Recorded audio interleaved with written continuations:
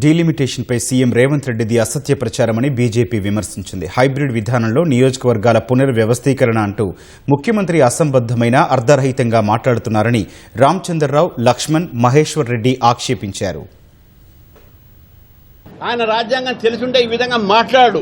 కేవలం మహిళా ఒక రిజర్వేషన్లు వ్యతిరేకించడానికే ఈ రోజు రేవంత్ రెడ్డి గారు ఇట్లా మాట్లాడుతున్నారు. పైపచ్చి ఏమంటాడు, మాతో ఎవరితో మాట్లాడలేదు. నేను అడుగుతున్నాను రేవంత్ రెడ్డి గారిని, హైదరాబాద్ ని 3 ముక్కలు చేసినప్పుడు నువ్వు ఎన్ని పార్టీలతో మాట్లాడావు? ఏదైనా ఆల్ పార్టీ మీటింగ్ పెట్టినావా? నువ్వు మాత్రం పెట్టకుండా ముక్కలు చేస్తావు మజ్లిస్ పార్టీకి సపోర్ట్ చేయడానికి. ఈ రోజు మహిళా బిల్లు వస్తే దాన్ని వ్యతిరేకించడానికి ప్రయత్నం చేస్తున్నారు. జనాభా బేసిస్ మీద కానే కాదు. అంతేగాని రేవంత్ రెడ్డి గారు చెప్పిన జనాభా అక్కడ ఎక్కువ ఉంది కాబట్టి అక్కడ ఎక్కువ వస్తాయి, ఇక్కడ తక్కువ ఉంది కాబట్టి తక్కువ, అది తప్పది. ఇప్పుడు ఉన్న సీట్ల మీదనే పర్సెంటేజ్ పెరుగుతుంది. ఆ పర్సెంటేజే ప్రపోర్షనేట్ గా పెరుగుతుంది.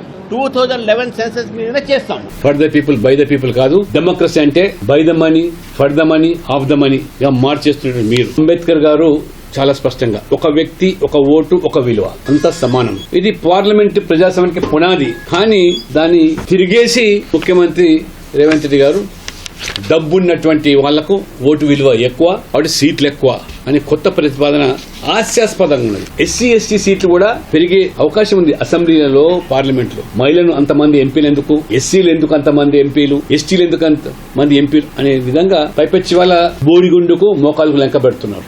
50% సీట్లు పెంచి 850 పార్లమెంట్ సీట్లు పెంచడం వలన దాదాపు 80 మంది ఎస్సీ ఎస్టీలకు పార్లమెంట్ లో ప్రాతినిధ్యం కలుగుతుంటే అది ఓర్వలేక చూడలేక కాంగ్రెస్ పార్టీ నాయకులు ఈరోజు 542కే లిమిట్ చేయండి, 850 సీట్లు పెంచొద్దు అని చెప్తుంటే ఇది ఎంతవరకు సమంజసమని అడుగుతా ఉన్నా.